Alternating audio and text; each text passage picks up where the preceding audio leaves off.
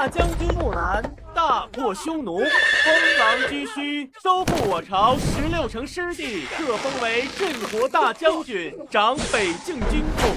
赐征印子胄，享一品俸禄，钦此。臣叩谢圣恩。平身。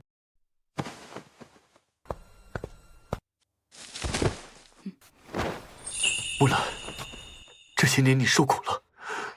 陛下，兰儿，若非当年你爹娘战死沙场，不得不女扮男装，支撑起将军府，震慑匈奴，你早就便是朕的皇后了。陛下，木兰不委屈，为陛下和百姓守护着江山，是木兰的心愿。兰儿，你这一走，便是3年，朕每日都在想念你。你来信说夜夜难眠，朕特令这太医院研制了这安神护体的药囊。另外，朕已准备黄金1000两、锦缎、珍宝10箱，现应该已经送至将军府了。确实，我已3年未归家，也该回去看看了。不知道族人他们是否安好？去吧，兰儿，万事有朕。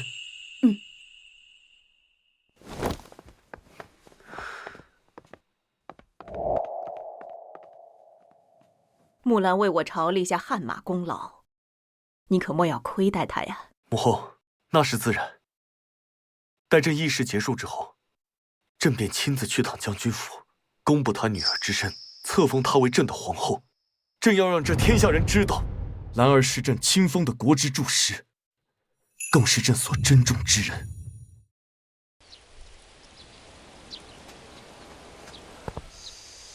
3年了，我终于回来了。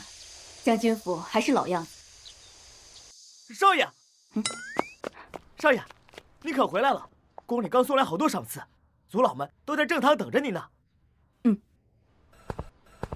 哎呀，这么多黄金啊，这么多赏赐呀！哎呦！二叔、二婶、族长，木兰回来了。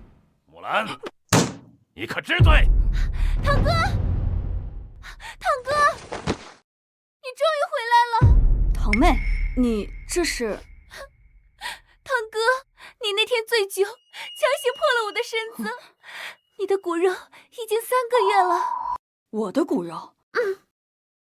堂妹，我与你自幼相识，一同长大，我待你如亲妹妹，怎可能对你做出越矩的行为？更何况，我根本不可能让你怀孕啊！木兰父母已死，无人照顾，领过来这么多赏赐，怎能让他独吞？大哥大嫂已经不在，婉儿只要咬死他强奸你，想办法把他摁死在府里，到时候偌大的将军府和所有的赏赐都是我们的。堂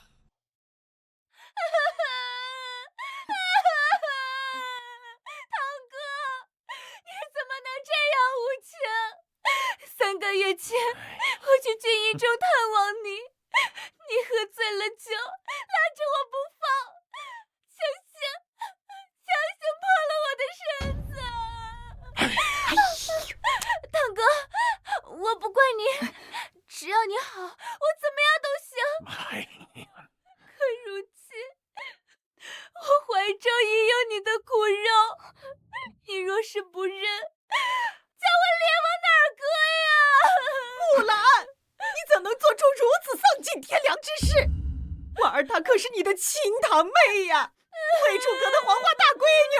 可怜我的女儿，清清白白一辈子就这样被你毁了，你还有没有良心？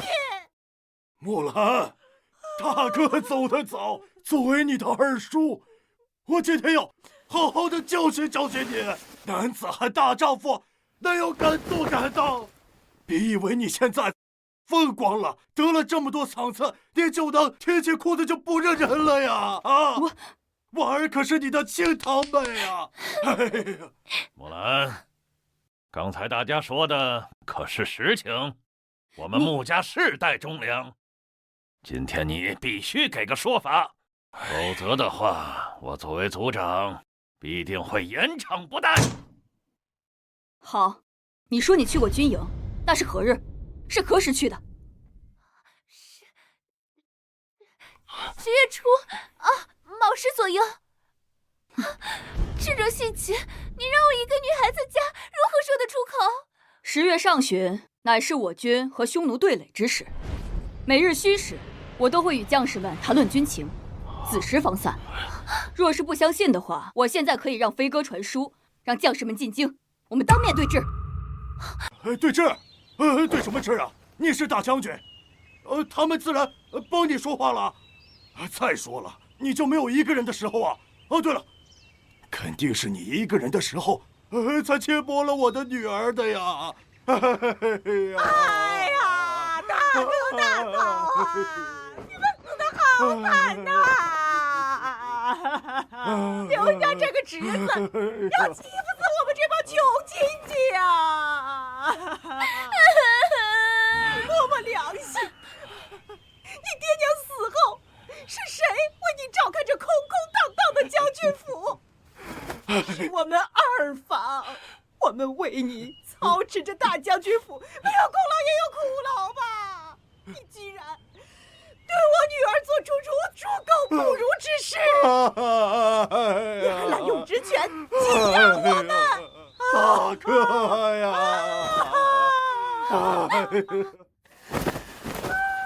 族长，各位长辈，婉儿所说句句属实，若有半句虚言，必天打雷劈，不得好死。堂哥现在仍不认罪，我只能拿出证据了。哎呦！堂哥人面兽心，在床上对我十分粗暴，这牙印就是他当时咬伤我时留下的疤痕。你确定是我的牙印？堂哥，我这辈子都被你毁了，我求你了，看在孩子的份上，你就放过我吧，我真的好怕。这你做什么？这干嘛呀？这是！哎呀！家门不幸啊！这老荡子活该进出牢！畜生！畜生啊！竟然当着我们的面弩村长不知廉耻啊！这才是我咬的，这2个牙印的形状根本就不相同，这分明不是同一个人咬的。穆婉儿，这到底是怎么回事？你身上的牙印，如果不是木兰所为，难道你是在污蔑他吗？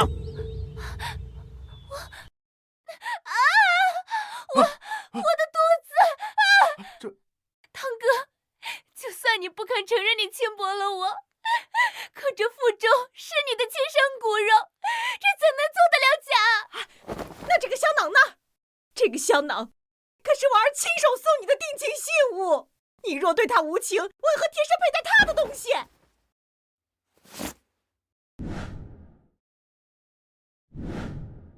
你说这是婉儿的香囊？陛下，丰厚的圣旨及各项赏赐已经备齐，百驾将军府朕要亲自去接木兰。你确定这个是你的香囊？这一针一线，皆是婉儿一片痴心。婉儿特意调的香，难道堂哥一点都不记得了吗？就是，这是婉儿为你这个负心汉熬夜赶制的香囊。可是这个香囊是陛下所赠，你们竟然敢冒人命御赐之物！御赐？陛下英明神武，怎会送你这小女人形态的东西？大家看见了吗？这上面绣的可是鸳鸯，这是送给情人的。陛下送你个大男人做什么啊？那是因为切，才刚平定匈奴叛乱，眼下还不知道能否揭开我的女子身份。你确定这个香囊是你配的药？你可想清楚了再回答。诬陷朝廷命官是要砍头的。没错，是婉儿亲手为堂哥配的香。可这香囊中有一味药，是龙涎香。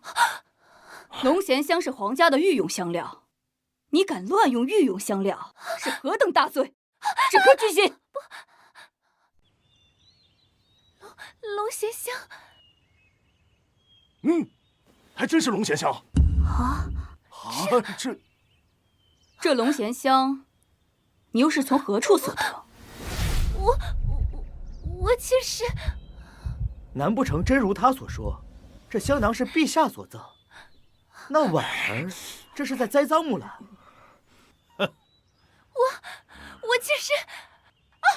我是从堂哥的私库里拿的。堂哥在外征战多年，私库宝贝无数。我一心为国为民，从没有私库，更没有私藏过贡品。不，你有。穆族长，我追随穆将军多年，实在是良心难安，我必须要揭发这个衣冠禽兽。没想到是这样的人。就是，张副将，你追随我多年，我是什么人，你应该是最了解的。你木兰，不仅在边疆私设府库，聚敛财宝，还强抢民女，无恶不作，边疆的百姓都怨声载道，民不聊生。只是迫于其淫威，无人敢言啊！刚刚说张副将最了解他，那穆婉儿所说岂不是真的？张副将，我本已向陛下请旨封你，但是我没有想到，我最信任的人竟然背叛于我。张副将所言纯属无稽之谈，我没有让穆婉儿怀孕，更没有奸淫民女。我们说的都是实话，婉儿不怕死，只求真相大白，也为那些无辜的姐妹得以安息，也为我的孩子求一个公道。堂哥，你不用怕，你若伏法，我定为你守一辈子寡。你，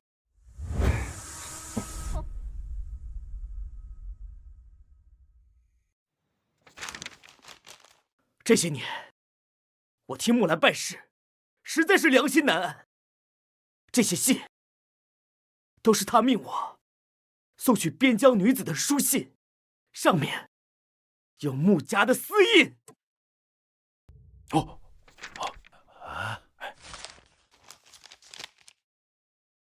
这的确是我穆家的私印。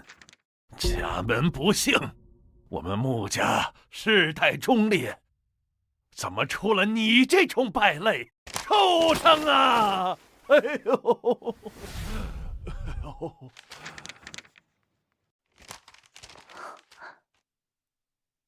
这印不对。这印文的确无误，是我的私印。但是，根据这印泥的颜色和浸染程度，应该是新盖上的，而且不超过3天。也就是说，有人拿了我的旧印，又或者说有人仿刻了我的印，在这些伪造的信件上新盖了章。张副将，你作何解释？这或许是信件受潮了，说不定是你用的特殊印泥。况且，就算这信件有假，难道张副将说的话会是假话吗？张副将跟着堂哥出生入死这么多年，难道你们宁愿相信一个物件的纰漏，也不愿相信一个活生生的人证吗？没错，这3年，不知道他在边疆祸害了多少少女，实在是天怒人怨。我这才看不下去，才站出来揭发的。这穆家怎么出了个这么个败类呀？真是恶心呢！跟这种人待在一块儿，当真是令人反胃。陛下真是瞎了眼，竟然重用这种人渣！张副将，你可想好了，诬陷朝廷命官，可是要全家处斩的。哼，你以为我们怕你不成？如今犯法的可是你，我们还没惩戒你，你却要押请我们来了。族长，现在张副将都在这儿，足以证明这小子的品行。若是再放任下去，我们全族可都要被他连累啦！如今我被奸谋的消息早已传得人尽皆知，若是不对他加以惩戒，世人该怎么看我？该怎么看我们穆家呀？木兰，你犯下如此大罪，理应受到将军府的惩罚，100军棍，是死是活，你自求多福吧。只要今日关起家门，把他乱棍打死，日后根本无从翻案。将军府偌大的家业都是我们的了。大理寺四卿到。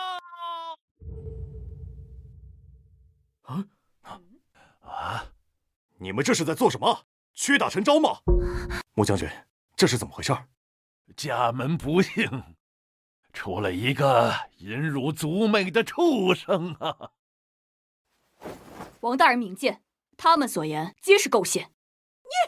好啊，你们简直是官官相护！你们当官的都是一个鼻孔出气儿，还有没有天理王法啦？住口！没有穆将军，京城早被匈奴踏平了。你们还能活着站在这里污蔑他吗？空口白牙就要定国之栋梁的死罪，简直儿戏！族长，咱们将军府什么时候要添一个外人的脸色了？今天若不处置木兰的话，那咱们穆家的脸那就丢大了。好，朝廷不管，那婉儿就以死明志。哎呀，女儿啊，你怎么这么傻呀？哎呀，简直胡闹！此案证据不足，不能定罪。谁说没有证据？本王有铁证。南安王，王爷，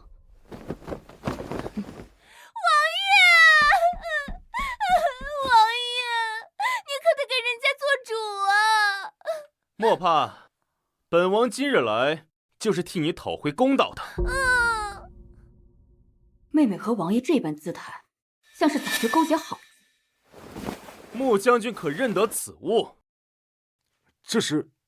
这便是你玷污于婉儿时留下的血库。这竟然把自己的犯罪证据落在了外面，还真是不害臊呀！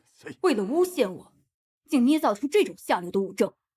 我竟不知，萧远和堂妹的关系竟然已经熟到这种地步，连这种东西都可以交给你。我本就中意婉儿，准备与她成婚，竟不知道被你玷污了。本王自然要为她讨个公道。南安王和陛下是一母兄弟，素来不和，看来他是有心要勾结他人，置我于死地。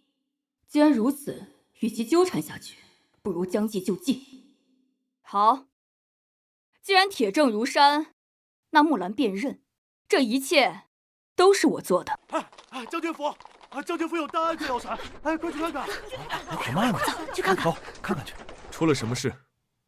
这将军府有木兰在，会有什么案子？走，去看看。是。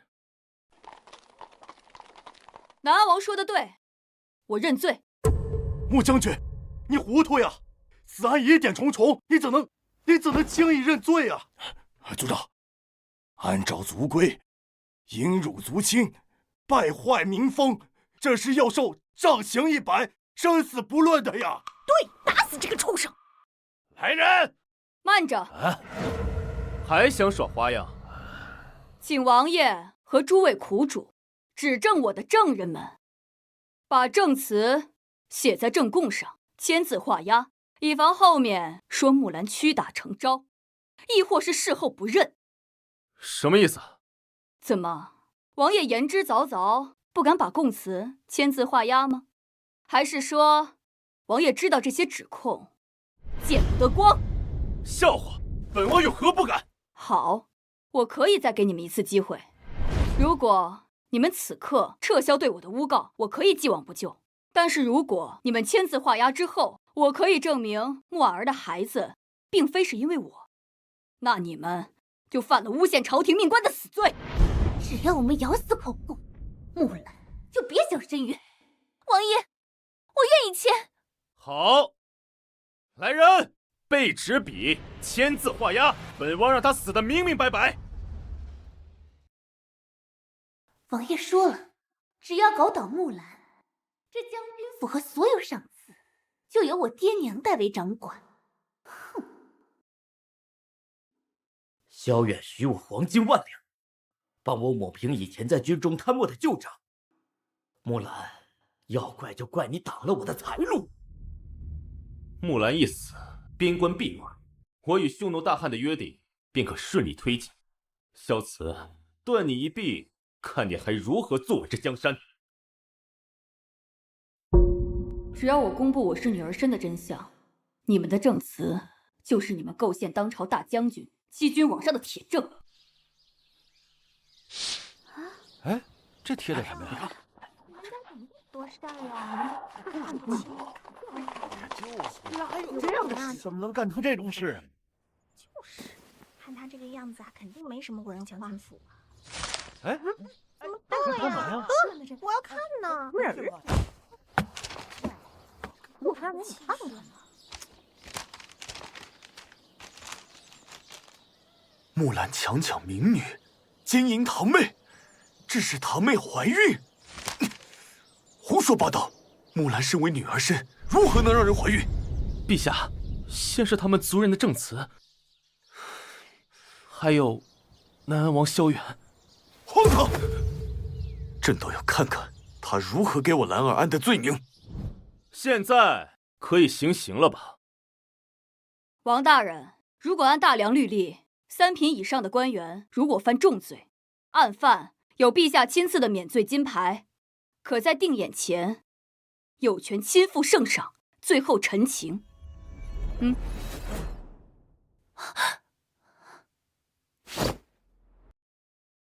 正是金牌。还想拖延时间？来人！此人罪大恶极，给本王立即正法！且慢！穆将军与匈奴最后一战重伤未愈，你们怎能如此对他？就不怕陛下问罪吗？萧远，你想杀人灭口？打！给本王往死里打！狗屁镇国大将军，不过就是欺民盗士、奸淫掳掠的败类！我今日就让你看看，什么叫身败名裂！也不用活在你的阴影之下。快快，马上这一切都是我们的！给朕住手！好，谁再动他一下，朕诛他9族！陛下，兰儿，朕来晚了。陛下放心，朕没事，只是皮外伤。谁杀的他？陛下，是穆将军他奸淫堂妹，罪大恶极。朕只是想挽回穆家清誉，不想让此等败类玷污皇家耳目。奸淫堂妹，你们有何证据？这个香囊是我与堂哥从小的定情信物，这一针一线皆是婉儿所绣，里面的香料也是婉儿放的。你说的是这个？这是朕的御赐之物，你竟敢勾陷朝廷命官，该当何罪？不是，陛下，是臣女记错了，臣女送的是另一个香囊。皇兄，您不信他，总该信我吧？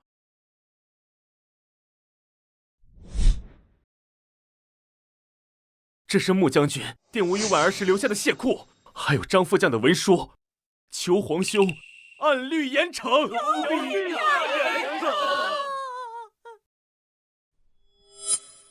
皇兄，您不能因为穆将军护国有功就护着他。臣弟今天就算丧命于此，也要替陛下清君侧，铲除奸臣。木兰作恶多端，求陛下严惩。臣以性命担保，木兰就是侵犯婉儿的奸臣。简直是笑话！木兰她一介女子，如何奸淫堂妹？什么？女子？女子？这怎么可能？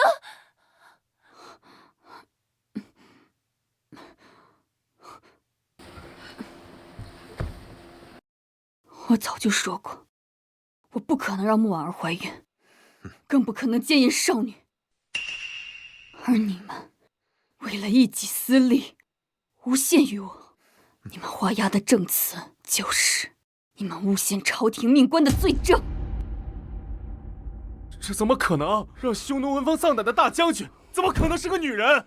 穆将军夫妇为国捐躯之后，木兰就一直女扮男装，为我大秦镇守边关。若是没有她，尔等岂能苟活到现在？兰儿，让他们死个明白！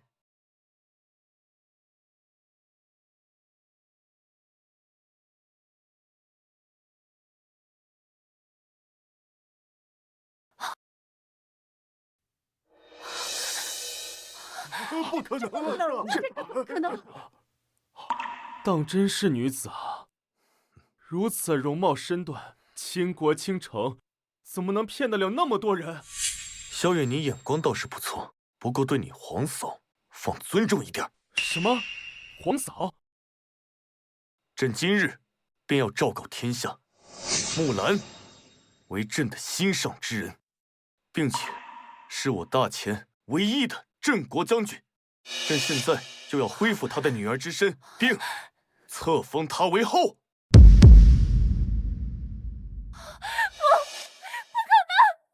她怎么会是女子？她怎么能当皇后？这不可能！凭什么？你个欺君罔上、构陷朝廷命臣的贼妇，按律该杖责80。来人，拉下去以儆效尤。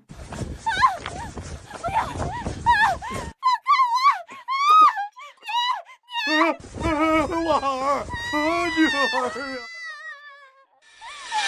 还有你们，朕若是没有记错，这状词之上你们可都签了名字。来人，一并拖出去！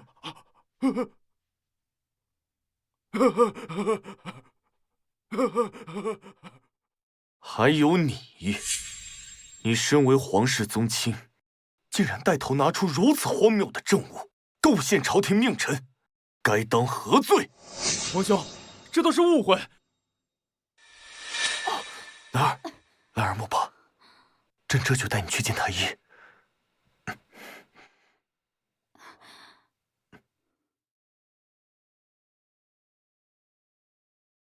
如此佳人，何该属于我？木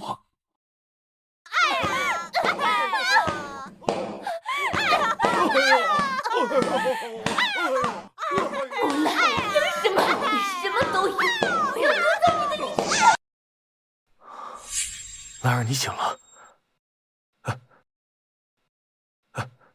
慢点儿。穆将军今后就暂住在后宫，任何人不得怠慢，每日把最好的药送来便是。是。陛下，我受的只是皮外伤，何必这么兴师动众呢？搞得我是得了什么不治之症一样。兰儿，在战场上朕帮不了你，在这后宫，总不能让你受委屈吧？扔了！不能扔啊！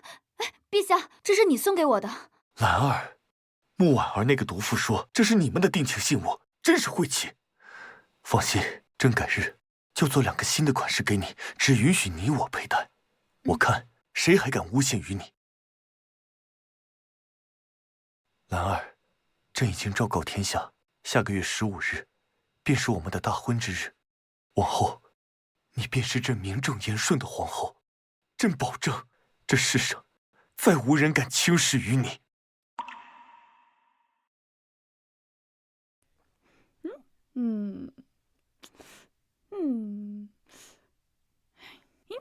小姐，婉儿小姐来了，快请她进来，正好让她帮我挑挑萧慈哥哥喜欢哪套婚服。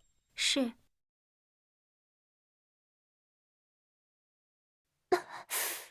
你来的正好，快帮我出出主意。你说我大婚之日是穿这件呢，还是这件？你怎么了？腿受伤了？我受伤不是大事，替你抱屈才是大事。我马上就要嫁给萧慈哥哥了，有什么好委屈的？陛下是说下月15大婚，可他何时说过要娶你？他要娶的是大将军木兰。婉儿，你在胡说八道些什么？萧慈哥哥怎么会娶一个男人？陛下若是娶一个男人，自会滑天下之大稽。可倘若木兰他根本就不是个男人呢？我自小与他一起长大，可谁想叔父为了让他继承兵权，打小就把他当男孩养，如今还成了战军赫赫的大将军。他在战场多年未归，怎么一回来就让萧慈哥哥娶她做皇后？他定定是在军营里与那些将士厮混，学来了一身伺候男人的本事。这怎能跟沈小姐您比呢？您可是丞相之女，是太后御赐的贵女。只是那木兰，下元15就摇身一变，飞上枝头变凤凰了。不行，她这种粗鄙之人怎么配做皇后？我要进宫找皇后娘娘和萧四哥哥找个说法。哎，这可是不得！陛下若是动怒，废了你贵女之位，那一切可就全完了。那我怎么办？难不成要我把萧四哥哥拱手让人吗？这婚是皇上定的，太后允的，你去闹自然不行。可如果是木兰德不配位，根本不配做皇后，哼！你猜会有多少人跳出来帮咱们反对这门婚事？哼！哼！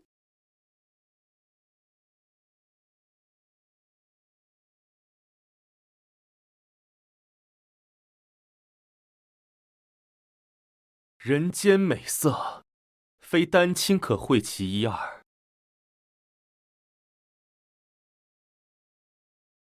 王爷，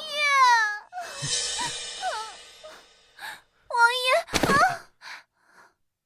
这沈小姐可真是的，怎么趁你受伤的时候叫你过去？这是本王从宫中特意为你找的药，消肿止痛，有奇效。王爷怪你，婉儿就好一大半。再一想到木兰马上就要吃瘪，婉儿就什么病都全好了。木兰吃瘪？什么意思啊？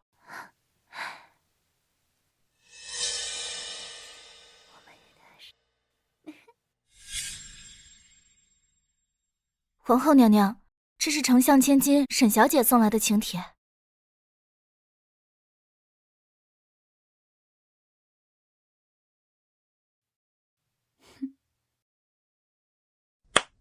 他邀请我3日后去参加元日宴。皇后娘娘，您不能去。您久在边关有所不知，这沈小姐是京城出了名的难伺候。之前她年纪尚小，如今过了及笄之年，便将先皇和沈大人随口一提的婚约信以为真，把自己当准皇后呢。原来他这是倾慕陛下呀！他这哪里是邀请您去踏青，这分明是给您下了一道鸿门宴，就等着您去出丑呢。好啊，我倒是想看看他能让我出什么丑。哼，皇后娘娘，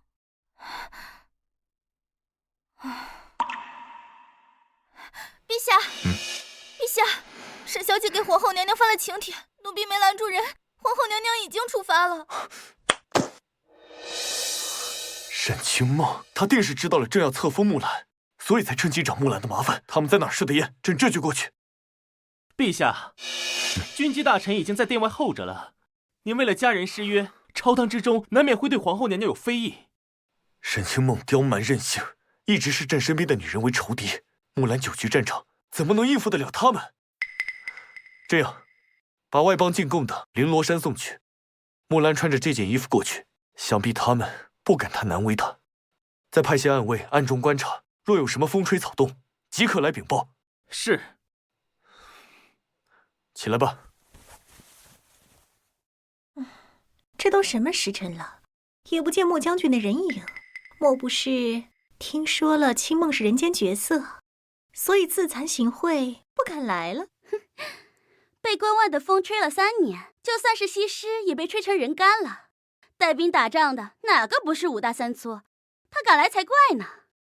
诸位妹妹慎言，人之美不在皮相。穆姐姐毕竟是陛下钦点的镇国大将军，就算丑如夜叉，又能如何呢？不过我当真想见见这位穆姐姐，也好看看能把萧慈哥哥迷得神魂颠倒的人到底是个什么货色。沈姑娘是想见我？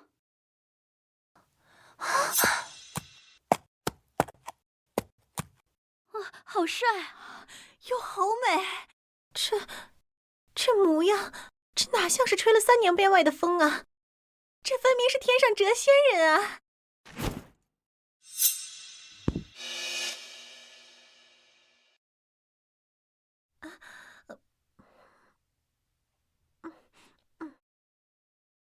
皇后娘娘，皇后娘娘，陛下御赐的绫罗衫你还没换上呢。绫罗衫不是外邦进贡的珍品吗？陛下怎么会送给他？陛下送这个做什么？到时候踏青再弄脏了。笑死哥哥赏赐的衣服，你竟然敢不领情！沈小姐，我堂姐她自小便被叔父当做男孩养，学的都是些拳脚功夫，又在边外3年，鲜少出入宫中。若是礼数上有什么不对的地方，还请贵女见谅。贵女又如何？不过是靠着家中权势罢了。皇后娘娘凭着自己的本事，被陛下册封为镇国大将军，何时轮得到你个贵女见谅？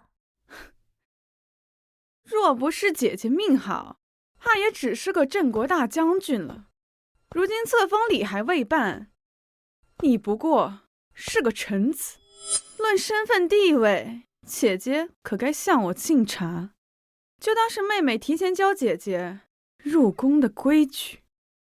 这可是陛下钦定的，皇后娘娘，你一个贵女，怎敢让皇后娘娘给你敬茶？若是我非要她敬呢？皇后娘娘，臣赴宴来迟，多有得罪，特此敬茶以知歉意。早就听闻贵女容貌出众，在京城是数1数2的美女，今日一见，果真如此。贵女，喝茶。你有病吧？你为什么要向我敬茶？不是贵女让我敬的吗？我让你敬就敬啊！你这人一点脾气都没有的吗？我费尽半天口舌，绞尽脑汁想羞辱你，你不应该直接把茶泼到我脸上的吗？贵女刚刚是在羞辱我？我们无冤无仇，你为何要羞辱于我？况且我是臣子，向贵女敬茶只是君子之交，并没有什么耻辱的地方。在座的贵女，家中长辈皆是朝廷重臣，而我在外征战，知戍边关，对内还是要靠各位父辈们的努力。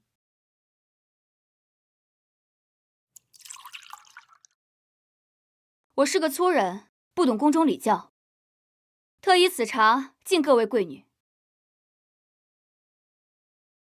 哼，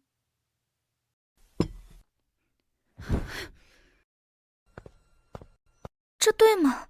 这好像不对吧？姐姐，你们在边关打仗是不是很辛苦啊？我可听说那边的匈奴异常狠毒。姐姐，你是怎么做到女扮男装不被发现的呀？那些将士们就没有觉得不对吗？我跟你们说啊，当时不就是打了3年仗吗？至于这么吹嘘？青梦，皇后娘娘在边关经历的可比我们听的话本子惊险多了。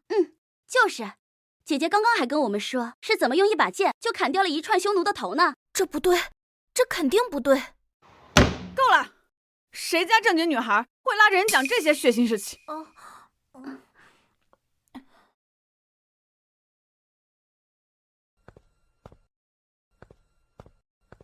不就是会用剑吗？有什么了不起的？这可是我爹爹开国之战时先帝御赐的一对宝剑，我打小就留在身边，日夜苦练。你若真有本事，就跟我比比剑。若是你赢了，我就认你这个皇后。刀剑无眼，若是伤了你，我该如何向沈大人交代？你都还没打呢，你怎么就知道我会受伤？难不成你是不想跟我比，还是不敢呢？堂姐，沈小姐自幼练剑，又得沈大人真传，你若再三推阻，恐怕会驳了沈小姐面子吧。堂姐啊，堂姐，你若放水假意战败，以沈清梦的脾气，日后定不会要你好过。但你若不放水，不小心伤了她，你猜沈大人那些老臣会不会容得下你这个皇后？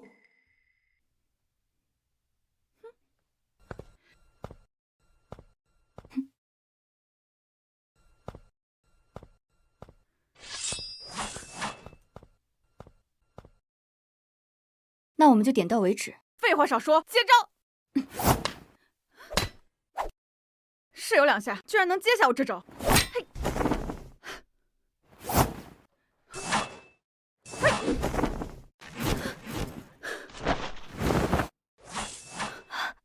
后娘娘连剑都没出，就把贵女的进攻全都化解了。木兰，我诚心跟你比武，你居然拿剑鞘来羞辱我！沈小姐平时练剑肯定都是对着剑谱和木桩进行学习的吧？而我都是在战场，若是用真剑，恐怕会误伤。我们只是比试，不分高低。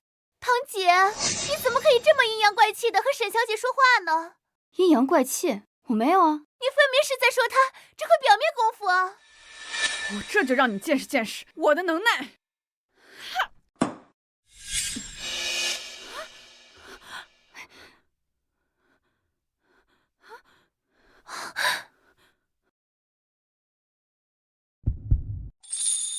沈小姐，你没事吧？沈小姐容貌倾城，无需打理也明艳动人。别以为你救了我，我就会对你有所改观。我是不会放弃小此哥哥的。不过，看在你救了我一命的份上，今日踏青，你就跟我们一起吧。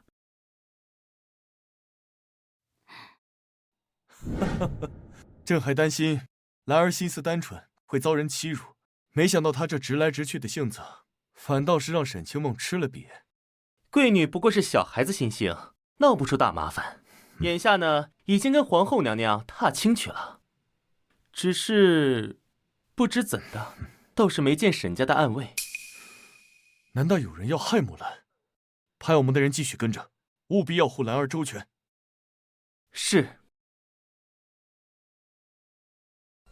你久在关外，怕是忘了这京城的春色了。这条路可是我精心挑选的，待会儿可别惊掉你的下巴。一会儿就按我们之前说好的做便是。嘿，公子你放心，俺既然收你的钱，就是黄金老子来，我们也给你抓来。哼。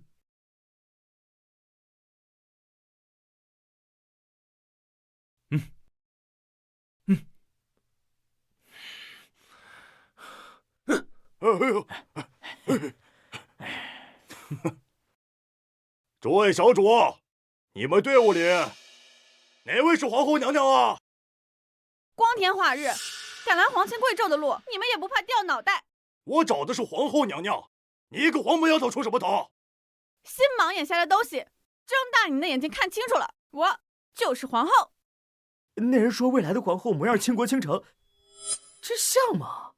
别以为你们夸我两句，这事就算了。我告诉你们，这附近都是沈家的暗卫，敢拦本小姐的路，小心让你们吃不了兜着走。方圆10里的暗卫全部被我们解决了，否则为什么现在暗卫一个都没到？啊，这位大哥，你别听他胡说，清梦只是贵女，不是什么皇后娘娘。老子要找的是皇后，什么贵女宫女的呀？和老子说不着，赶紧叫人！别让老子再说第二遍啊！老老实实交出皇后，你们可以活；再磨叽，全都给我死！皇后娘娘，皇后娘娘是她！我就是你们要找的人。公子说皇后娘娘模样标致，这些人里边就她最好看，那就肯定是皇后无疑了。带走！你敢？有本小姐在这儿，你们谁都不许碰她！哼！别以为我是在救你啊，我只是想光明正大的得到我皇后的位置，而不是眼睁睁看着你死了。我身上的伤还未痊愈，此时动手，怕是护不了他们所有人。行，先把这爱闹腾的丫头给我杀了！你们要的是我，何必要吓唬他们？你们放他们离开，我跟你们走。既有如此美貌，又有如此胆量，木兰啊，你还要给本王多少惊喜啊！我说我要皇后，又没说不要别人，全部带走！穆将军放心，有本王在，岂容他们放肆？兰儿，你没事吧？你们好大胆子，竟敢重伤皇后！陛下，你怎么才来？多谢了王爷不计前嫌，否则木兰可能要陷入险境了。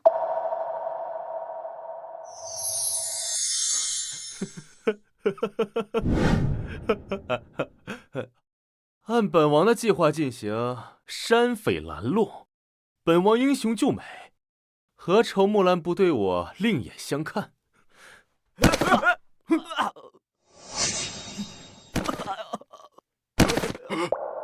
跟我上！借剑一用。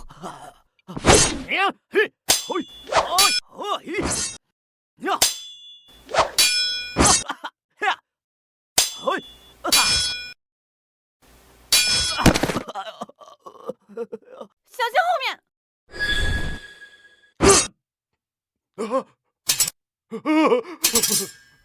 你应该庆幸这不是军营，否则这把剑一剑刺穿你的喉咙。拿着我的贴身玉佩去军营报道，只要你能打，我保证你过得比山匪有盼头。谢娘娘，谢娘娘。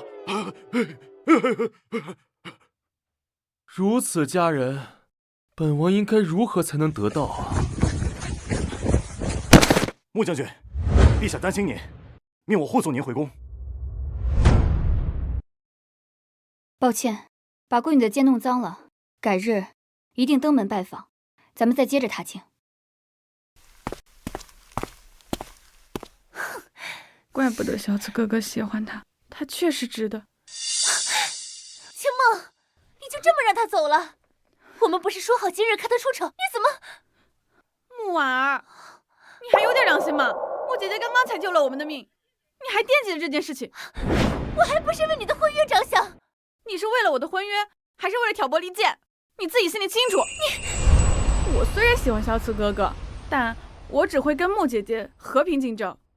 倒是你，以后少在我面前惹事。我们各走各的路，走。走吧，他到底给你下了什么药？凭什么你们都那么袒护他？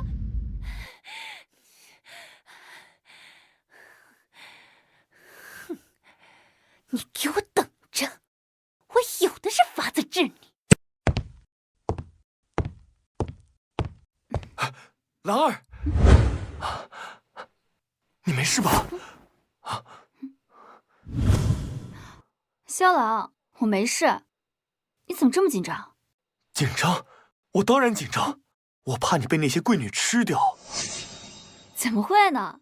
我跟他们聊得很投缘，还约好之后再一起去踏青。投缘？你是不是太单纯了？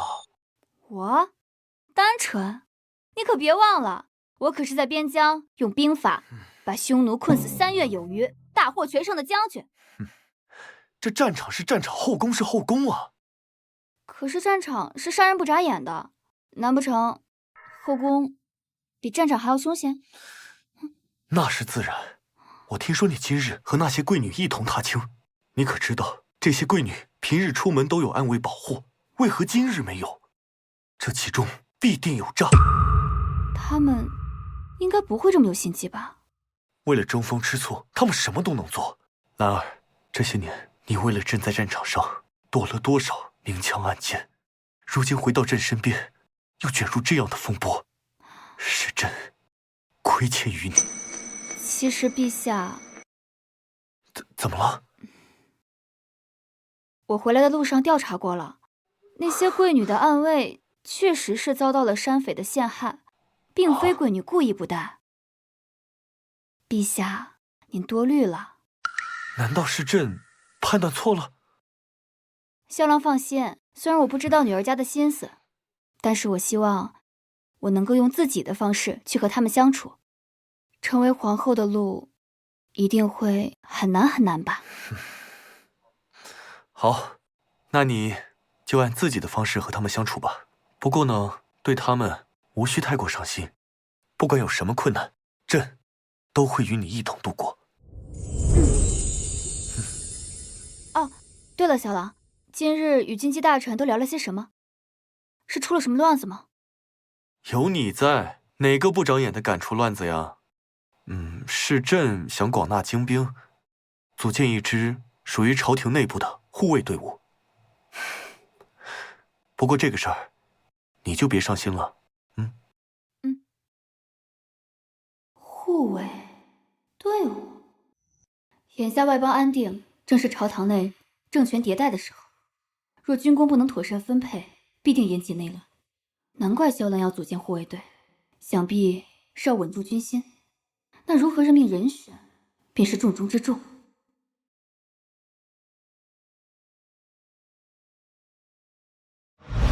皇后娘娘，这可怎么办呀？闺女她又来了。又怎么了？闺女说了，今日穆姐姐若是不见我，我就死等在这门口。她若忍心，就看我在这渴死、饿死、困死去吧。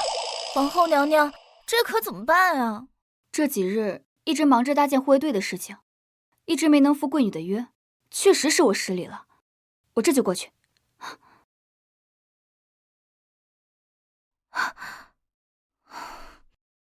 下月15就是大婚的日子，这正经事一点都没办，真是皇后不急，宫女急。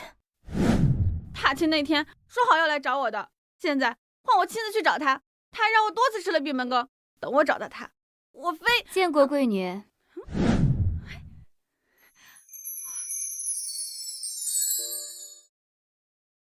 这几日我忙于要事，没能赴沈小姐的约，还请见谅。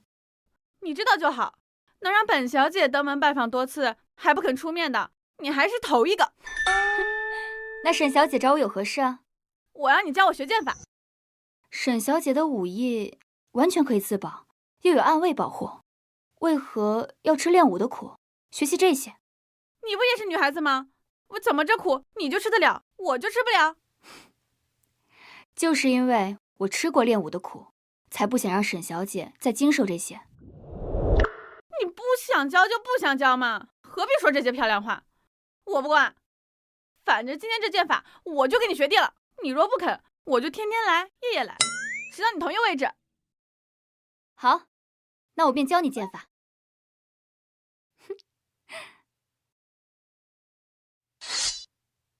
南王，南王，公公先请回吧，本王还有要事在身。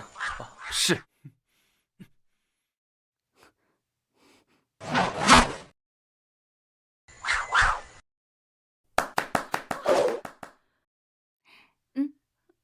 你试试。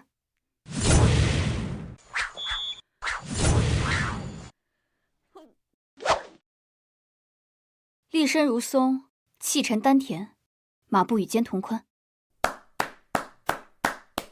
皇后娘娘身法如此了得，就连传授剑法都如此严谨易赅，不愧身为镇国大将军。下了朝不回府上，反而来找皇后娘娘套近乎，怎么南王的规矩都学到狗肚子里去了吗？沈小姐误会了，本王只是被你二人的剑法所吸引，所以才特意过来打声招呼。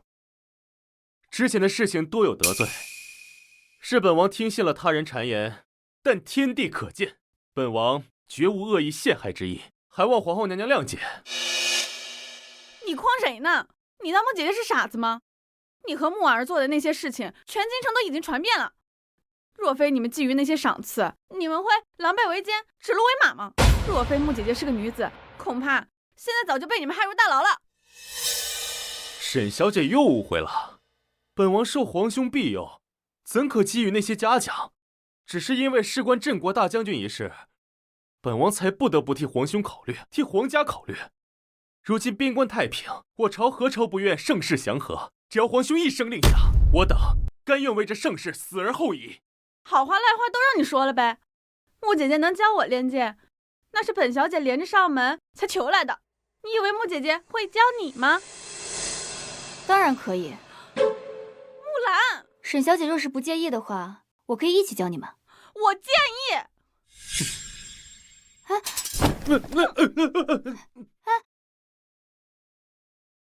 太后，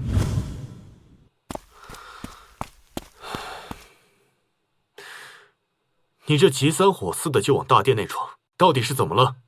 怎么了？陛下准皇后都要跟人跑了。到底发生什么事了？我多次去拜访穆姐姐，都吃了闭门羹。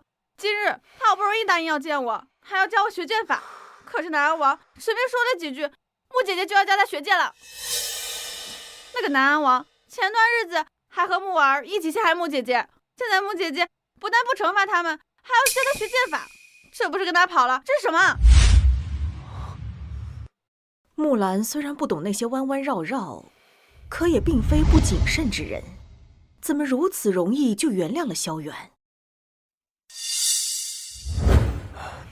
母后，兴许是儿臣前几日跟木兰提了想组建护卫队一事，所以木兰想替儿臣考察萧远。太后娘娘，你别光顾着叹气啊！再不拦着，下个月的大婚恐怕就是他们了。前几日你不是还嚷嚷着要嫁给慈儿，可如今木兰跟人跑了，你却先着起急了。我才不会把真心交给一个心里没有我的人呢！你们都不着急，就当我今天没有来过。哼！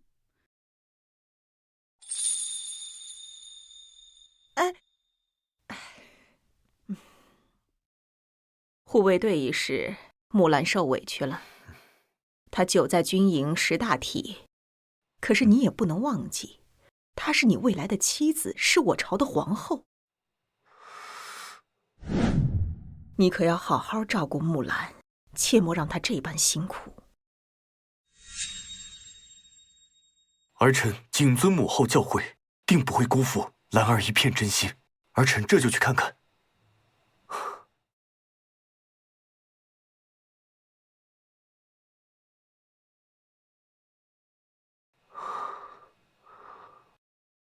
哟，沈小姐不是介意跟本王一起练剑，怎么又回来了？你别给你脸上贴金，我来是为了莫姐姐。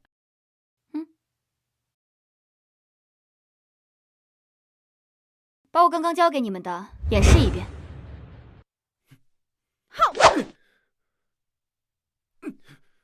再来一次，收。好，沈小姐真是天赋异禀。你这个剑拿得太低了，再高点。太高了，收回来。本王自然不如沈小姐聪慧，皇后娘娘可否亲自指点？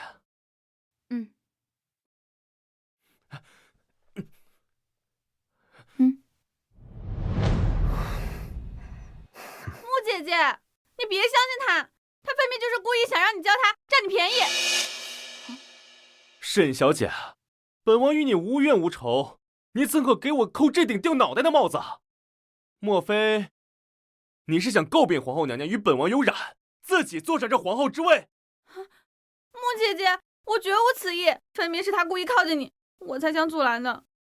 沈小姐不必介意，今日我们聚在一起，都是为了陛下能够更好。况且陛下也不是善妒之人，不会误会的。木兰看不出你的奸计，朕可不会让你得逞。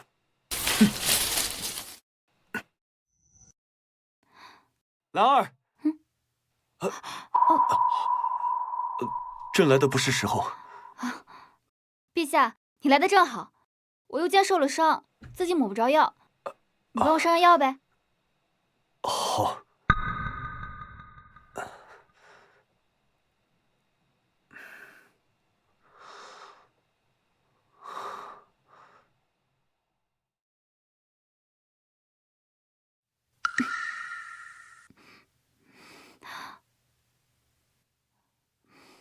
好了。衣服穿好。我穿好的呀。你觉得我袖子敞开不方便是吧？哎，萧郎，你我都要成婚了，你是我的夫君，又不是旁人。那好，往后这药只准朕给你上。不对，朕说过了，往后不许你再受伤，今后咱都不图了。这都是小伤，以前在军营里受的伤比这重10倍的都有，都是王校尉、李医师他们轮流给我上药，只是这伤留了疤，有点难愈合。这，你说什么？轮流？王校尉、李医师？对啊，大家都是生死兄弟啊。往后这药只能朕上。萧郎，你这是怎么了？那大家都是兄弟啊。木兰恢复女儿身之后，仍把男人当兄弟，可朕怎么让她明白朕在吃醋呢？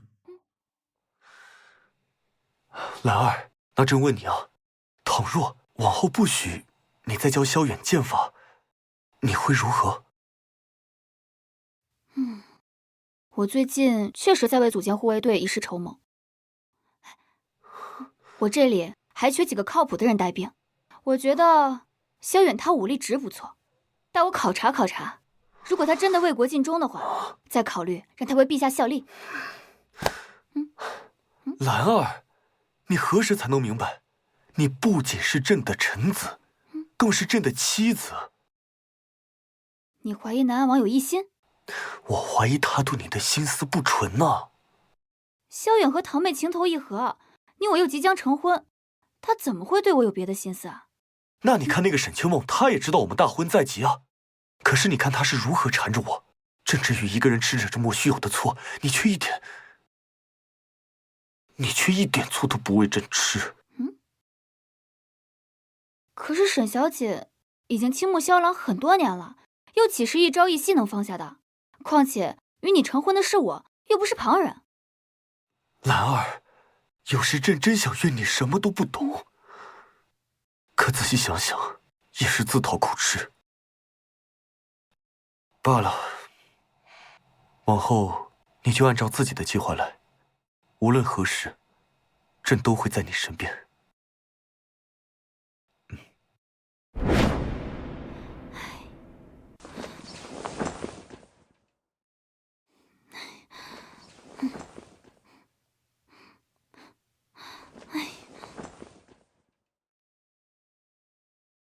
皇后娘娘，您这是怎么了？平日这个时辰，您早就睡熟了呀。碧瑶，你说什么叫做吃醋啊？吃醋，就是喜欢，就是爱啊。娘娘怎么突然问起这个？娘娘和陛下吵架了？没有吵架，只是他今天好像有点不太高兴。我从来没见过他这个样子，患得患失的。所以，吃醋是什么感觉啊？吃醋就是自己的东西被别人抢走了，难受呗。可是陛下他又不是我一个人的，我怎么可能吃醋呢？我想象不到。那您就把陛下当做您最爱的那把玄铁宝剑，想象着陛下像那把宝剑一样，天天被别人摸着玩着。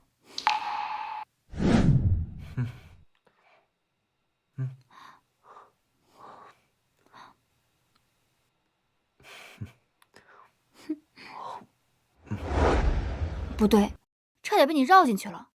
那把玄铁宝剑是我一个人的，可陛下是天子，又不是我一个人的，我怎么可能吃醋呢？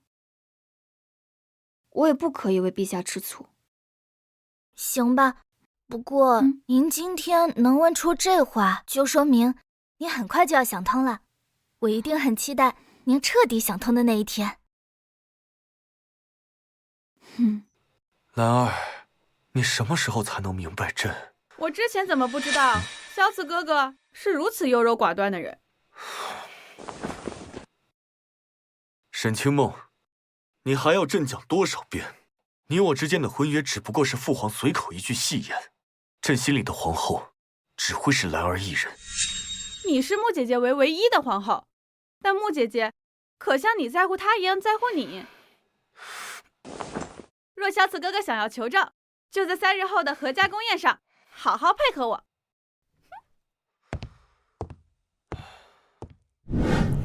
慈儿和木兰的婚期将至，咱们两家也终于有时间坐下聚聚。今晚是家宴，大家千万别拘谨。太后娘娘说是家宴，那清梦可要向萧慈哥哥讨些想吃的菜了。萧慈哥哥，行吗？在这宫里还能缺你一道菜不成？想吃什么尽管说。那我想吃爆炒凤舌。这爆炒凤舌乃是陛下和太后才能享用的专属御膳，沈小姐这样恐怕不妥吧？今天是家宴，陛下就不要讲究这些礼教了吧。他既想吃，让御膳房上便是。是。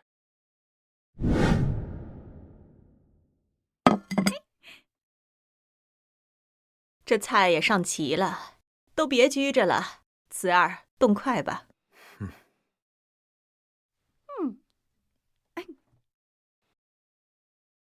萧慈哥哥得给我夹菜。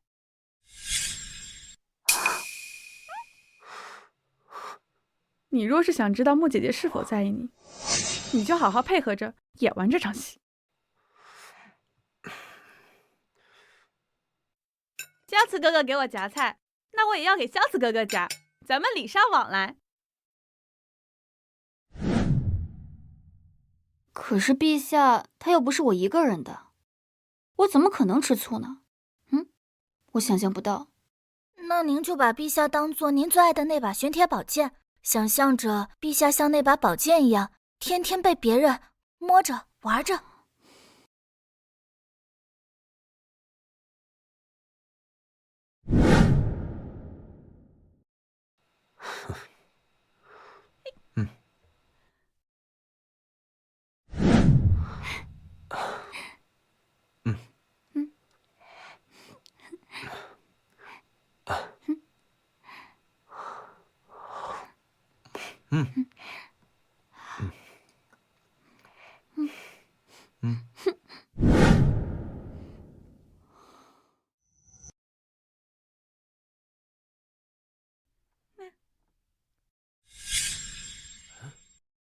怎么回事？沈小姐也想拆散他们？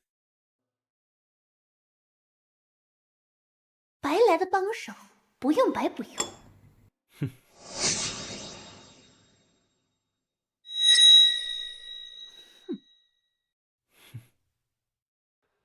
我们这样一来一回的，要夹到什么时候？我哪知道穆姐姐怎么没反应啊？接着夹。你们呐，有几个肚子能吃下这些东西？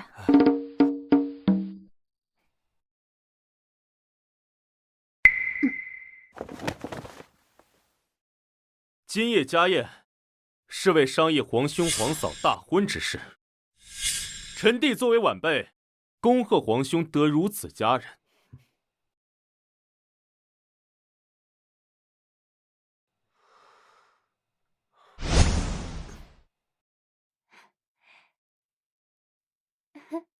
沈小姐，之前因为堂姐的事情多有误会，这杯酒当我赔罪。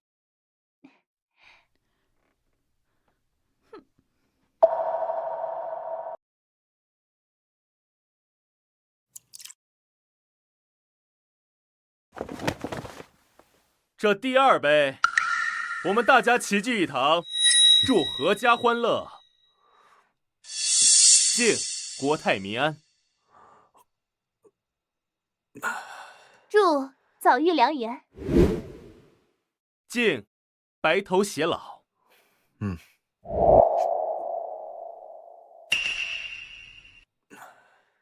愿情谊长存。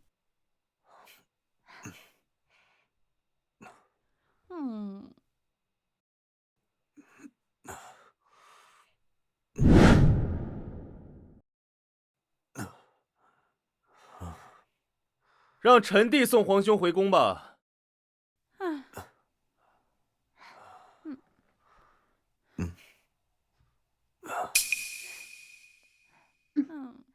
沈小姐，婉儿送您出宫。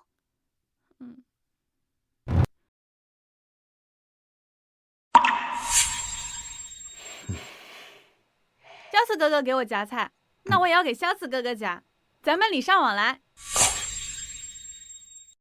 吃醋就是自己的东西被别人抢走了，难受呗。萧郎和沈小姐认识10几年了，夹个菜而已，没什么的。兰儿，那朕问你啊，倘若以后不许你再教萧远剑法，你会如何？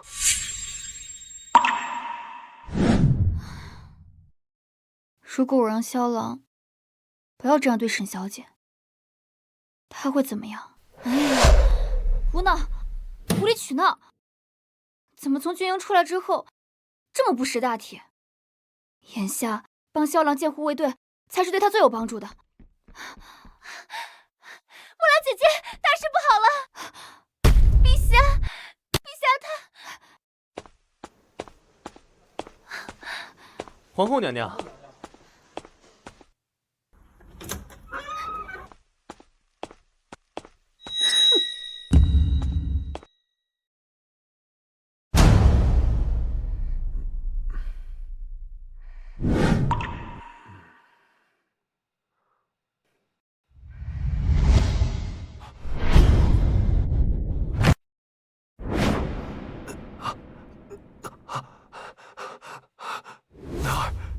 你听朕解释，朕跟他什么都没有发生。梦姐姐，你千万别误会，我也不知道为什么会睡在这里，但是我和萧思哥哥真的是清白的。刚刚你们喝醉了，是萧远和木儿把你们送回来的。兰儿，他们能有这么好心吗？对，刚在宴会上，他们又想发的劝我酒，朕只是借酒消愁，醉了罢了。借酒消愁？陛下在愁什么？当然是为了你。罢了，不重要。现在重要的是，我们俩没理由睡在一起啊。难道是萧远和堂妹故意为之？木姐姐，你终于开窍了，一定是他们。木儿早就嫉妒姐姐，又记我和姐姐好，所以故意把我灌醉，把我和萧思哥哥送到这里。木姐姐，你一定要相信我，我跟萧思哥哥真的是清白的。可沈小姐不是一直倾慕陛下吗？刚刚在晚宴上，你们也亲密有加。那些都是他出的主意，说要看清你的心思罢了。看清我？我只是觉得木姐姐除了军队，其他的都不在意，所以我才想了这个办法，想看看木姐姐是否在意我和萧子哥哥。其实我……送沈小姐回去吧。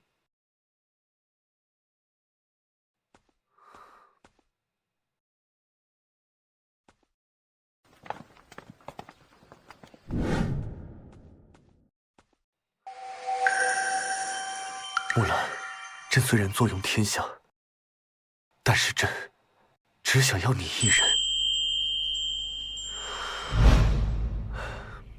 在你面前，朕只是一个寻常男子，也会为了心爱的人吃醋，会方寸大乱。你会为了朕吃醋吗？朕真心问你，你是如何在意朕？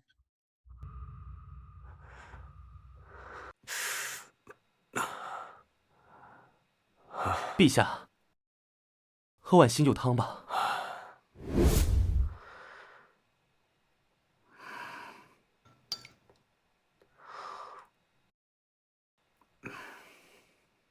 今夜这事儿，怪不得陛下，也怪不得沈小姐，要怪就只怪边关的风给皇后娘娘的性子吹糙了，这才苦了陛下。耐着性子，等皇后娘娘明白陛下的苦心。比起兰儿打小为朕吃过的苦，我经历的这些，又算得上什么？朕只是心疼没能照顾你的那些年。碧瑶，我今夜是不是又让陛下不高兴了？娘娘，陛下不是不高兴，陛下是着急，是担心你啊。可是我想不明白，沈小姐她家境优渥，又自小倾慕陛下，就算他们二人真的有什么，我身为皇后也理应支持。但为什么我忍着情绪，陛下反而不高兴？皇后娘娘刚才撞见陛下和沈小姐在榻上，是不是不高兴了？陛下说了，她和沈小姐是故意做戏给我看，所以你说是不是不高兴？这就对了，陛下要的就是娘娘您不高兴。陛下想看我不高兴？是啊，这就是吃醋。娘娘，其实感情这事儿就跟种树似的。您想啊，当您种了一棵树，在它还是苗的时候，您就精心照料，又是浇水施肥，又是修枝剪杈的。等它结了果，果先被别人给摘了，您心里难受吗？可是陛下不是被我照顾才成长的树啊。怎么不是？您帮陛下平外乱、定军心，就是因为有您，陛下才能专心朝堂。可是果树结果，不就是为了给旁人吃的吗？您又不是果子，您怎么知道这果子不认主呢？哪能被你说的像两株植物人？这树也知道自己是怎么长成的，所以结了果，当然是想让照顾自己的人先尝。结果这果先被别人给摘了，那人却不着急。您猜这树会不会觉得这人根本就不在乎他？所以，我看见沈小姐和陛下在一起，就跟陛下看见我教南安王练剑是一样的心情。没错，那个南安王天天在别人家的树下溜达，能是什么好鸟？以前我只想着为陛下选贤任能，却没想到竟然让他吃醋了。这件事我不能再劳烦他，我得自己解决。碧瑶，你说我穿这身去见陛下成吗？太行了，皇后娘娘，您太美了。好，那我就穿这身，去等陛下下朝。娘娘，不是好鸟它又飞来了。刚刚有人通传说他要找您，我说您还要忙2个时辰，他非说要等，估计这会儿还在外头飞呢。碧瑶，你帮我回来吧。就说，算了，我想了想，我还是有些话要当面对他说。您还是要见他。有些事，我只能亲自验证。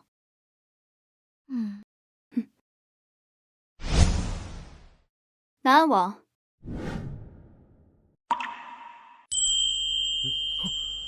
木兰，敢问南安王见我有何要事？本王前些时日托人造了把宝剑，如今做好，特来送你。来，我们一起试剑。敢问王爷为何要送我宝剑？当然是为了感谢娘娘这些时日教我剑法。这把宝剑乃是玄铁造成的上好宝剑，就算是能工巧匠，也要造超过10日。我教王爷练剑不过才几天，王爷却说是特意为我所造，难不成王爷会未卜先知？这剑是本王的心意，娘娘又何必过问？如果只是纯粹的心意，我或许会收。只是王爷说这是特地托人所造，王爷就不觉得太巧了吗？10日前，我与沈小姐一行人上山踏青，路上偶遇山匪劫道。现在那些山匪在我穆家军营里循规蹈矩，只是喝醉酒了之后吹大牛，说之前拦道是因为一位贵公子所托，而那位贵公子的相貌，据他描述，与王爷有几分相似。木兰，你该叫我皇后娘娘。你既知道是我，就应该明白我的心思。我无需明白，因为你这心思从一开始就不能有。今日的话我全当你没说过，昨夜的事我也可以不计较，请王爷谨记自己的身份，迷途知返。木兰，本以为你为国效力，才想为陛下选贤任能，可今日一事，你果然心怀不轨。若你执意叛主，我不介意亲自解决掉你。哼！既然你不愿意顺从我，那我只能不择手段的得到你。之前我只当是萧郎过分敏感，如今看来，竟是我让萧郎独自承受了那些煎熬。我真是愚笨，居然现在才看清萧远心怀不轨。皇后娘娘，您今日……凡，陛下呢？陛下在里面吗？皇后娘娘来的不巧，陛下今日有要事，正在太医院和太医议事呢。太医院？陛下怎么了吗？这奴才就不知道了。陛下把今日的政务都推了，不许人来。那我现在去太医院找他。娘娘，陛下特意嘱咐，说今日不许任何人打扰。娘娘若是没有急事的话，不如等陛下回来，奴才再去通传他。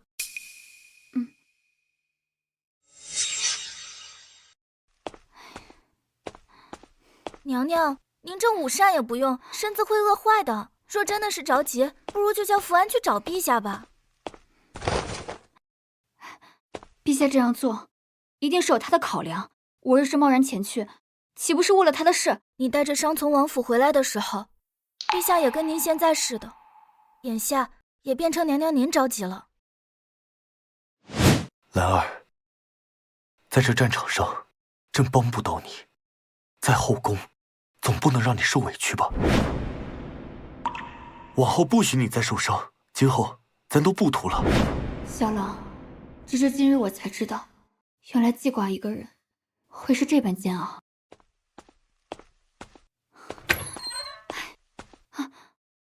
皇后娘娘，你把我叫过来，是陛下回来了吗？还是陛下有什么事？娘娘，陛下就在里头，您还是自己去看看吧。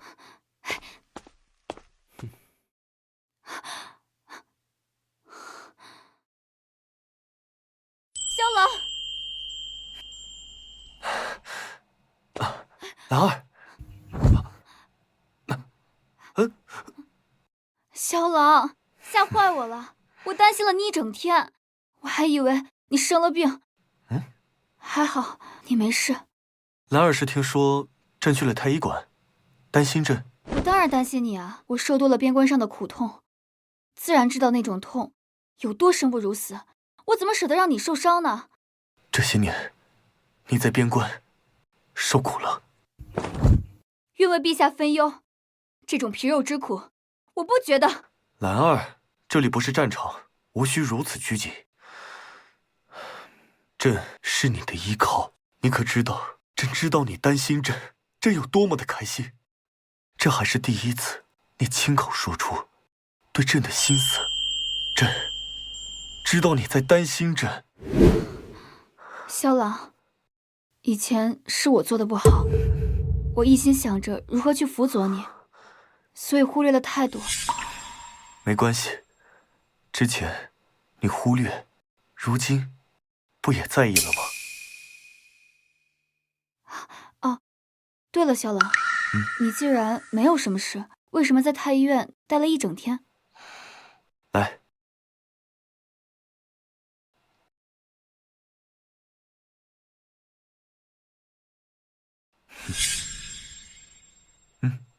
试试。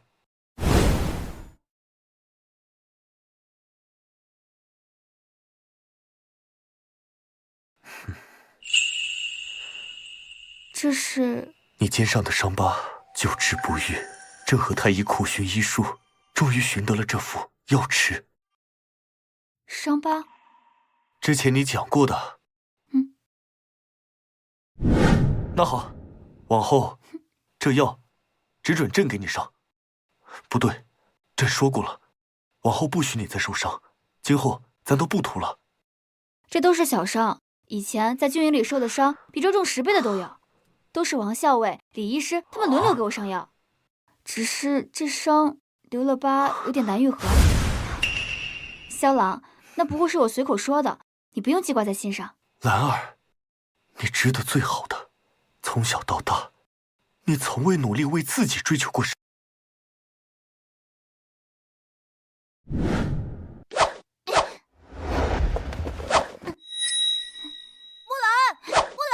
太子殿下，您等等奴才。木兰，快看，看我带来了什么过来。你先下去吧，我要和木兰放风筝，不许人打扰。殿下。是。木兰，这是我熬了半个月亲手给你做的，就想着入了秋能跟你一起放，快来试试。这风筝是太子费尽苦心亲手扎的，珍贵异常。我毛手毛脚，一定会弄坏的。弄坏又如何？这本就是给你的，更别说是风筝，就算是金山银山奇珍异宝，只要你开口，我都会给你。不，木兰什么都不要，只要能祝太子一路坦途，木兰就很开心了。你的一句“一路坦途”，这些年你为了朕，为了大钱，为了子民吃了多少苦？朕是真的想要这一次，你可以为自己。兰儿，你值得最好的一切。陛下，是我愚钝，明明说着一心为萧郎，却总是在不经意间让陛下为我吃醋，为我担心。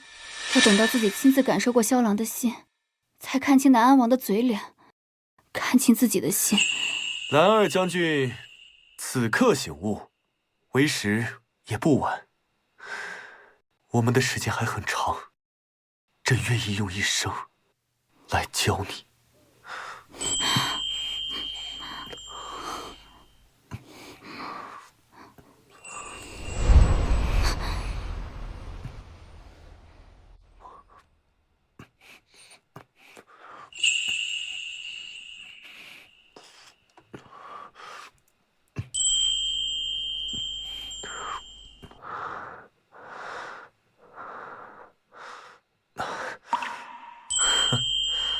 在军营中，跟那些将士们打成一团，怎么见到朕害羞了？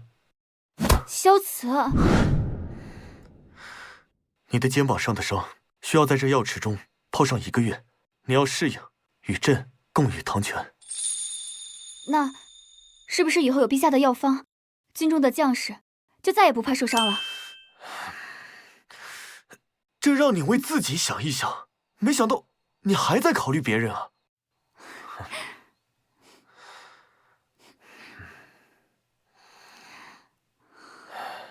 边关安宁，乃社稷之福。然朕观朱清勤勉，功绩卓著，特设护卫队以彰其能。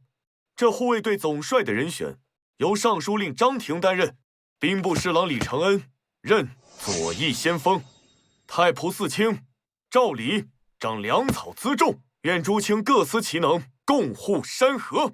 陛下，那我呢？急什么？朕怎么能忘了自己的手足兄弟呢？南安王天资聪颖，堪当大任，特命南安王萧远远驻边关，非诏不得入京。臣遵旨。臣遵旨。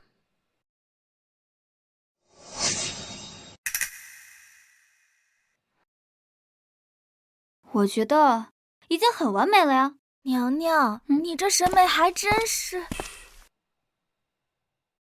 我这审美怎么啦？有什么问题？审美极高，莫非兰儿觉得朕丑？当然不是，是碧瑶她……碧瑶呢？皇后娘娘，我突然想起来，我还有点事，就先不打扰你们了。哎，兰儿，这是在做什么？这是我给陛下做的风筝。那这个是？飞龙在天，庆祝陛下的护卫队成功搭建。好啊，你只知道庆祝护卫队的搭建，你可曾想过几日便是我们的大婚之日？当然要庆贺。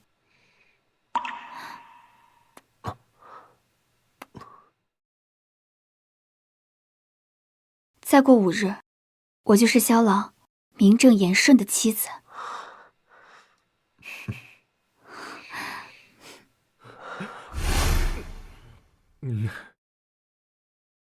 求而不得，求而不得。我萧远一生顺风顺水，可如今不仅得不到护卫总帅的位置，连一个女人都得不到。王爷，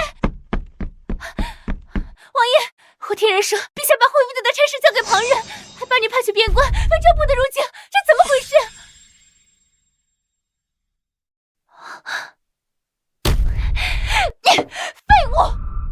我把家中银两补贴给你，为的就是让你掌控兵权。没想到你连王爷的权利都保不住。你瞪什么？哼，你当真以为我有多喜欢你？若非看中你的家庭，你以为我愿意陪你演这么久的戏啊？闭嘴！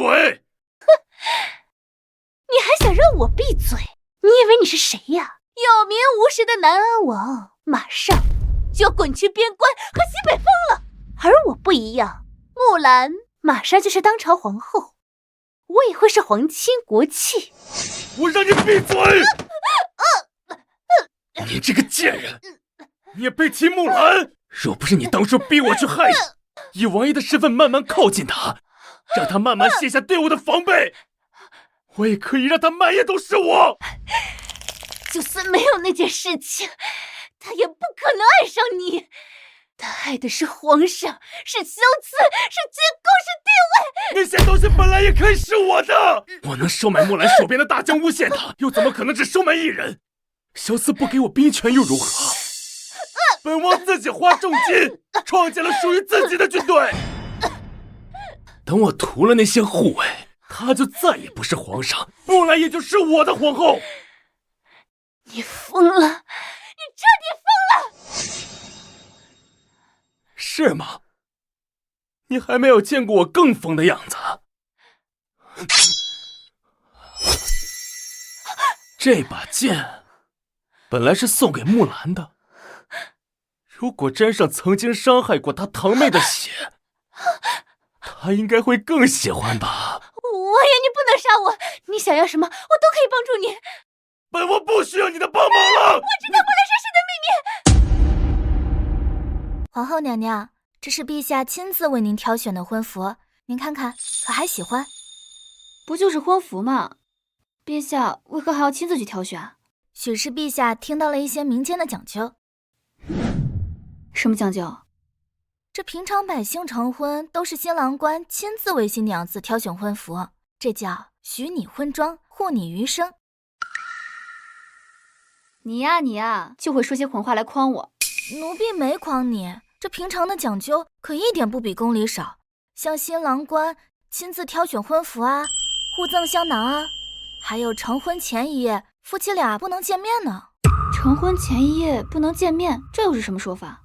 听他们说，要熬过相思苦，这样就能共白头。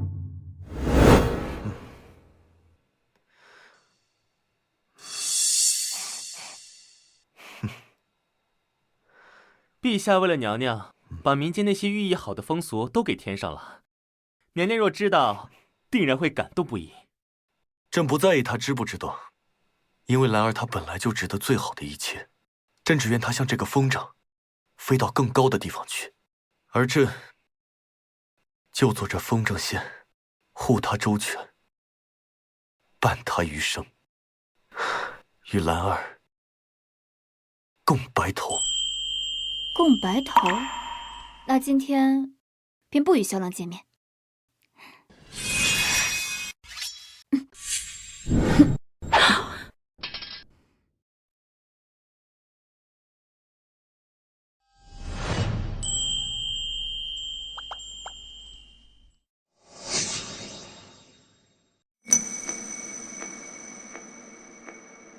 下盘松散，学无长进。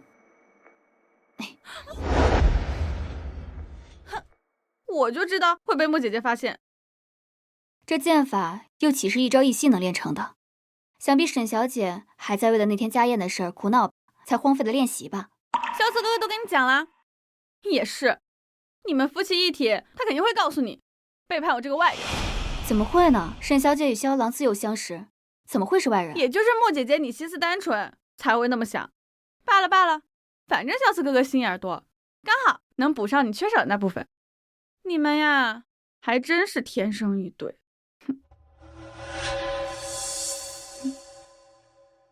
沈小姐和萧郎自幼相识，你不是一直想嫁给萧郎吗？怎么会轻易放手？我已经见过比萧慈哥哥更好的人了，自然会放下。我以后要嫁的那位啊，一定是更有胆识、有担当的人。我相信沈小姐一定会遇到的。看在你这么诚恳祝福我的份上，你们的新婚贺礼我出双倍。不过在这之前，你得再教我一次。好，我去换身衣服，这就做沈小姐的陪练。小远，朕已经将木兰请来了，你有什么话就直说吧。萧远，你还要不要脸了？焦四哥哥为什么把你派去边关，你自己心里清楚。踩着龌龊的心思想要靠近木兰姐姐，现在竟然还想让木兰姐姐替你说情。沈小姐误会了，本王敬重皇兄，皇兄的安排本王必会服从。哼，你若是那种乖乖听话的人，这会儿早就在去往边关的路上了，而不是大半夜的跑在这里指名道姓的要见他。皇后娘娘，之前的事儿多有得罪，幸得皇兄警醒，方能及时悔过。无论王爷清醒与否，已经与我无关，毕竟我们日后也没有机会再见了。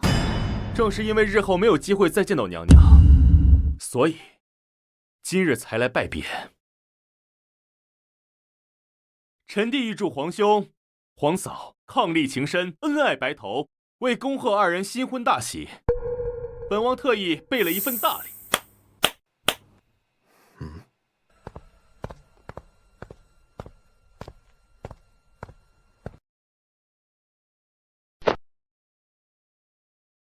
民女穆方和见过陛下，王爷，沈小姐，见过姐姐。什么？穆姐姐不是独女吗？怎么还有一个妹妹？我从来不记得我有个妹妹，父亲母亲也从未告知。姑娘怕是认错人了。姐姐不知道我也是应该的。那时候你还年幼，父亲跟母亲带兵在西北驻扎期间，意外怀上了我。母亲生产时恰逢暴乱，我才呱呱坠地，她就上了战场。待打了胜仗回来之后，我已被人捡走了。也许是父亲母亲怕提及此事会陷入悲痛，所以未曾跟姐姐提过。但是姐姐若是看到了这个，就知道我说的是真的了。捡我的养父养母告诉我，这玉在襁褓里一起放着的，姐姐可认得？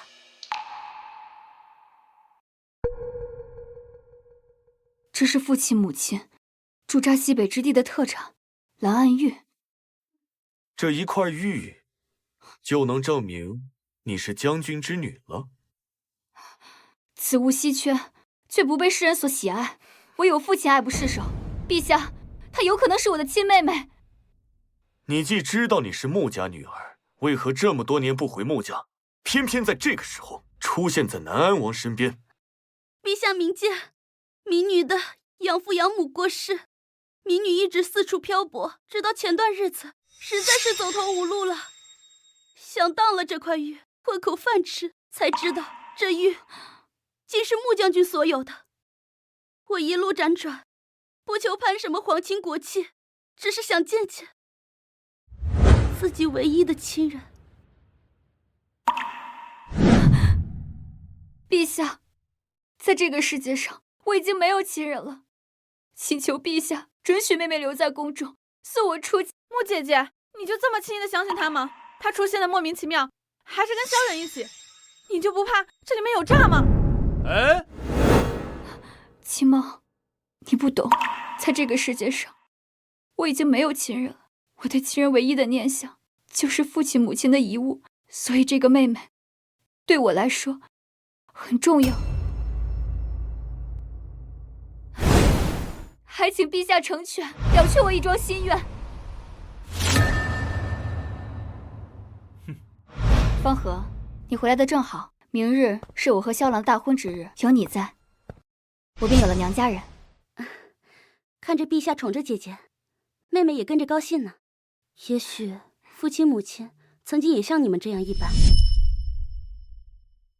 其实我还有很多事想对你说，也有很多话想对你说，只不过我和萧郎约定好了，大婚前夜不得相见，所以今夜要劳烦妹妹连夜跟我回将军府了。待礼成之后，便留在宫中，我们做一对寻常姐妹。娘娘，东西都收拾好，送回将军府，等着陛下明日来接亲。好，姐姐。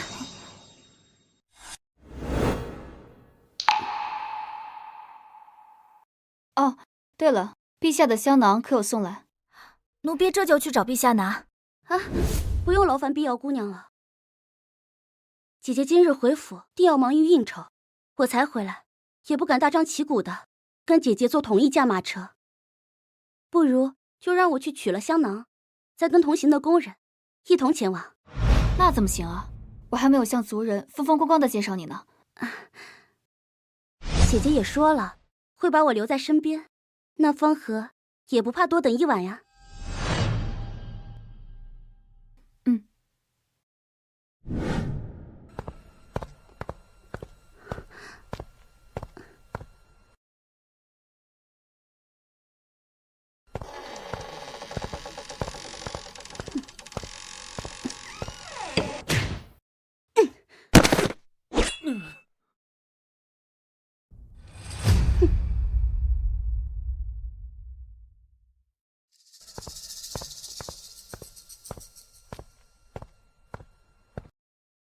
这将军府是怎么回事？明知娘娘来，就无一人恭迎。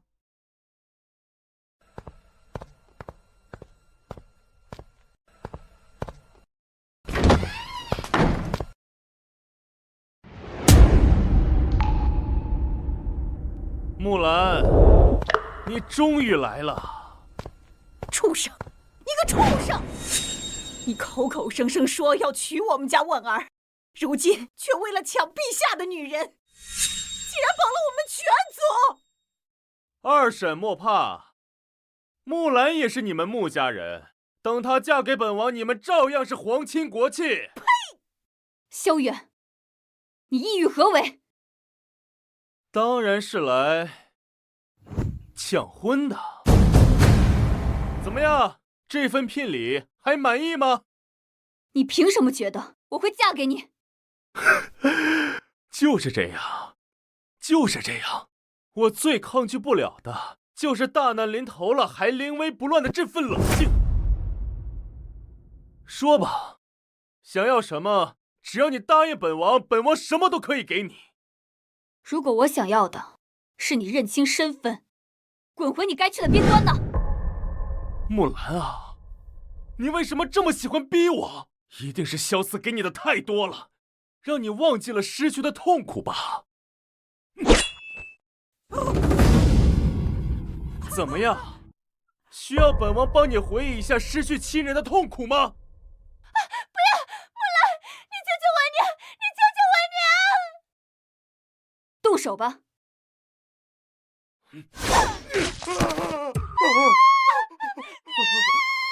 木兰，你还有没有良心啊？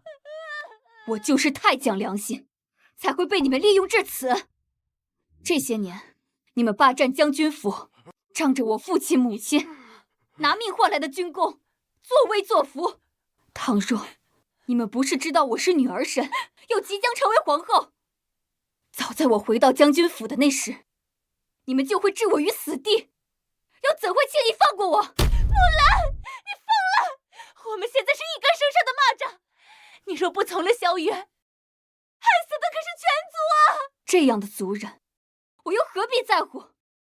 至于你，你私自带兵，意图谋反，你觉得陛下会放过你吗？你真以为他会活着回来？你不会不知道，他已经被你那个假妹妹给杀了。你说什么？你不会真的以为那个什么穆方和是你的亲妹妹吧？她只不过是我雇的一个杀手，还有你那块破玉，也是本王从穆将军那个遗物中找的、偷的。如果不是因为遇见你，本王或许可以做个安稳的闲散王爷。不能怪我，要怪只能怪你太迷人了。可你呢？你眼中只有萧慈，只有皇上。不过没关系，那个皇位马上就是我的，你也很快就是我的。萧远，我并不想杀你，是你自己找死，那就别怪我了。现在是本王给你机会，看你想不想活命！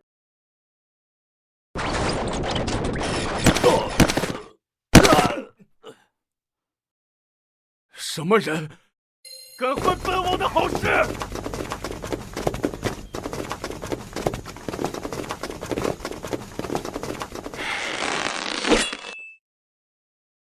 萧慈，你怎么还没死？人少，我还为何兰儿成亲？怎么舍得死？不可能，这绝对不可能！本王的计划万无一失，你们怎么可能看破？这还要多亏了你漏算了那块玉。再周密的计划也做不到万无一失。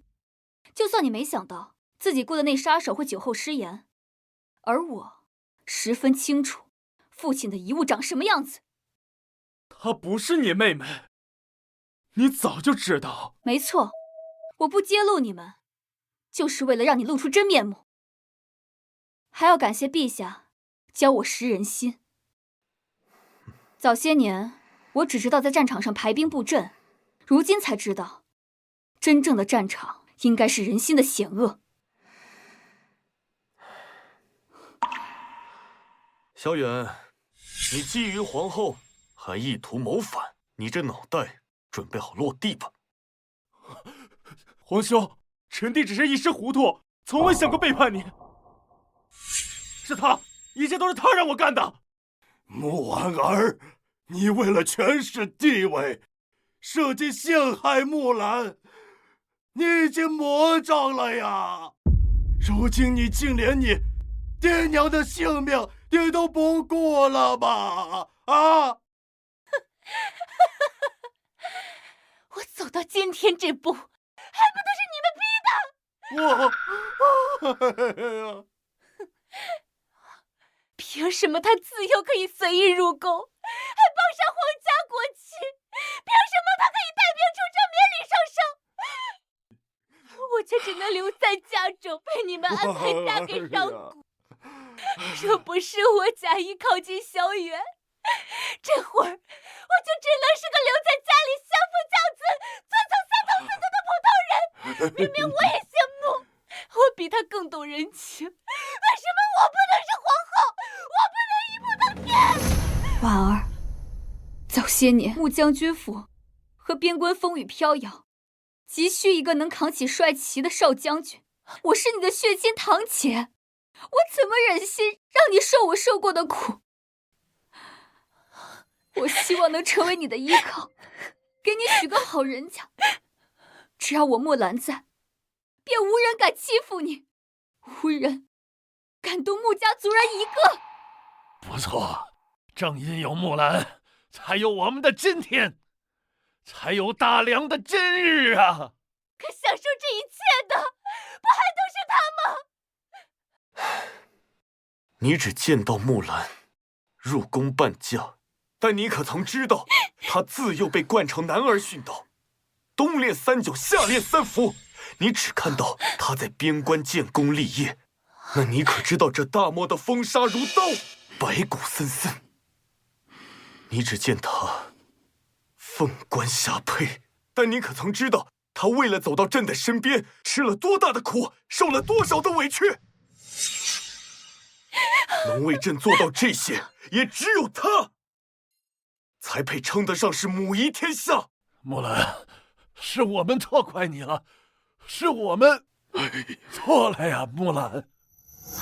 从今往后，我穆将军府任何人不能说木兰一个不字，否则的话，我身为族长，我就是搭上这条老命，我也要保护皇后。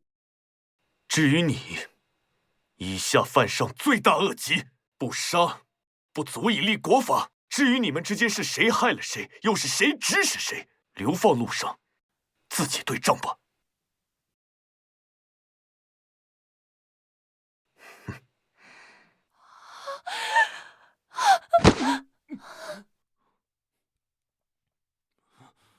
吉时已到，恭迎皇帝皇后入殿。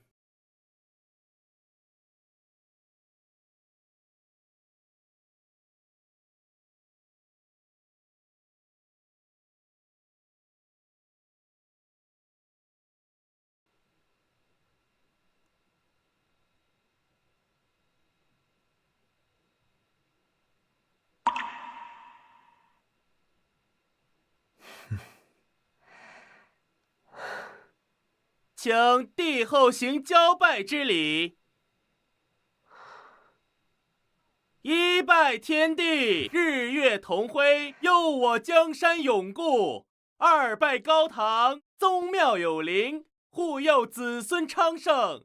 夫妻对拜，琴瑟和鸣，白首同心，奉和锦酒。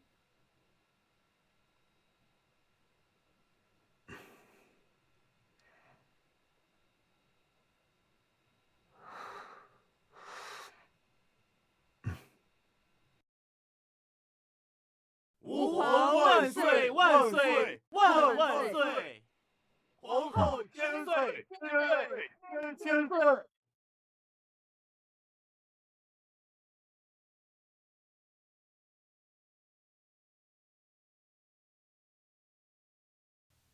兰儿，你好美啊！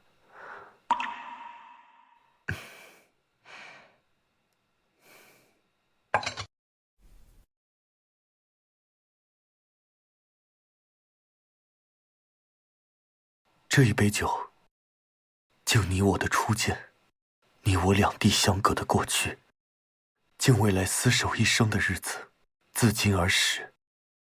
朕与江山，愿与你同担，你永远都是朕的皇后。